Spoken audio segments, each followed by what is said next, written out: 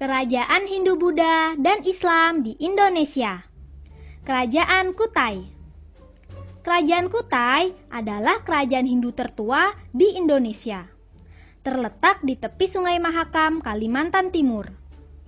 Bukti adanya kerajaan Kutai ditunjukkan dengan penemuan 7 prasasti berbentuk yupa. Prasasti itu bertuliskan huruf Palawa, bahasa Sangsekerta, dan ada angka tahun 400-an. Menurut prasasti itu, ada 3 orang raja yang pernah memerintah kerajaan Kutai. Yang pertama, Raja Kudungga. Yang kedua, Aswawarman. Yang terakhir, Mulawarman.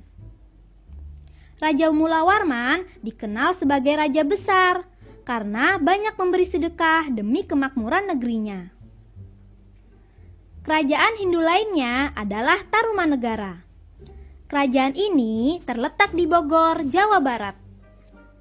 Tarumanegara berkembang pada abad ke-5 Masehi antara tahun 400 sampai 500 Masehi. Bukti berdirinya Tarumanegara adalah 7 prasasti yang ada di Bogor, Banten, dan Jakarta.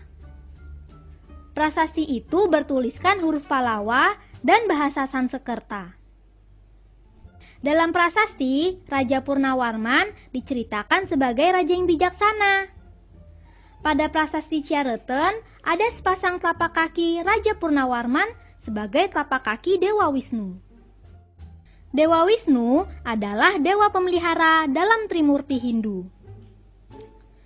Di prasasti Tugu diceritakan Raja Purnawarman di saat 22 tahun pemerintahannya telah menggali Sungai Gamati dan Sungai Candabaga.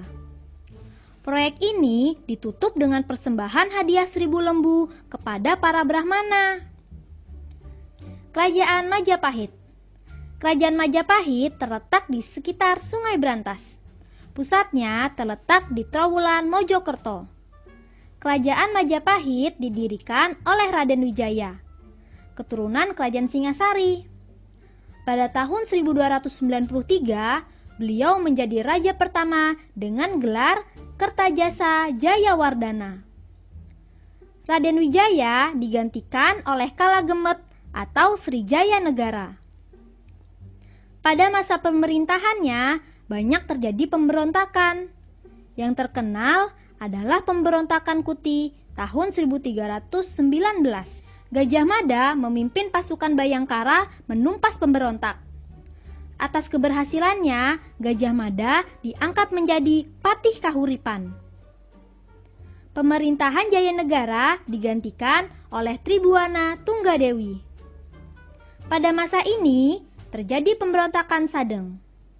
Gajah Mada berhasil menumpas kembali pemberontakan ini. Gajah Mada diangkat menjadi Mahapatih Majapahit. Saat penobatannya menjadi Mahapatih Majapahit, Gajah Mada mengucapkan sumpah palapa. Ia bersumpah tidak akan memakan buah palapa atau bersenang-senang sebelum menyatukan seluruh Nusantara di bawah kekuasaan Majapahit. Tahun 1350, Tribuana turun tahta karena ibunya Gayatri wafat. Tahtanya digantikan putranya, Hayam Wuruk. Di masa Hayam Wuruk, Majapahit mencapai puncak kejayaannya. Kekuasaannya meliputi Madura, Bali, Nusa Tenggara, Kalimantan, Sulawesi, dan Semenanjung Malaka. Majapahit punya armada laut yang sangat kuat dipimpin oleh Laksamana Nala. Majapahit juga punya sistem pemerintahan yang rapi dengan adanya Dewan Penasehat, Perdana Menteri, Dewan Pelaksana, dan Badan Peradilan dengan kitab hukumnya Kitab Kutara Manawa. Untuk melaksanakan peradilan, Gajah Mada menyusun Kitab Kutara Manawa untuk menjamin kehidupan sosial, ekonomi, perdagangan, dan keamanan. Kerajaan Buddha di Indonesia. Kerajaan Sriwijaya. Menurut berita Cina, Kerajaan Sriwijaya berdiri pada abad ke-7 Masehi di hulu Sungai Kampar, Sumatera Selatan. Keberadaan Kerajaan Sriwijaya dibuktikan dari 5 prasasti berhuruf Palawa, berbahasa Melayu kuno. 3 prasasti ditemukan di Palembang, 1 prasasti di Bangka, dan 1 lagi di daerah Jambi. Kerajaan Sriwijaya dikenal sebagai kerajaan maritim yang sangat kuat karena memiliki armada tangguh yang menguasai perairan yang luas. Armada Sriwijaya mampu melindungi perairan Asia Tenggara dan mengembangkan perdagangan internasional. Sriwijaya menjadi pusat penyebaran agama dan budaya Buddha Mahayana di Asia Tenggara. Kerajaan Islam di Indonesia. Sultan Ali Mughayat Shah menjadi raja pertama Aceh. Kerajaan Aceh mengalami puncak kejayaan di masa kepemimpinan Sultan Iskandar Muda. Perkasa alam bergelar Sultan Iskandar Muda berhasil membersihkan Portugis yang ketika itu sudah mulai merembes masuk ke daratan Kesultanan Aceh.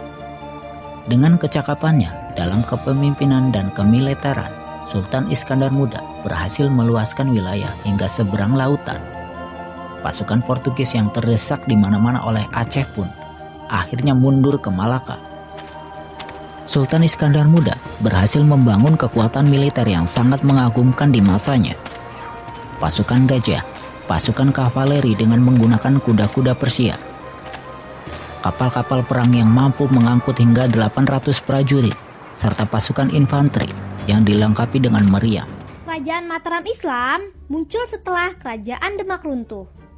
Setelah kekuasaan Jaka Tingkir diserahkan kepada Pangeran Benowo, terjadi kekacauan. Kekuasaan Demak diserahkan kepada Sutawijaya.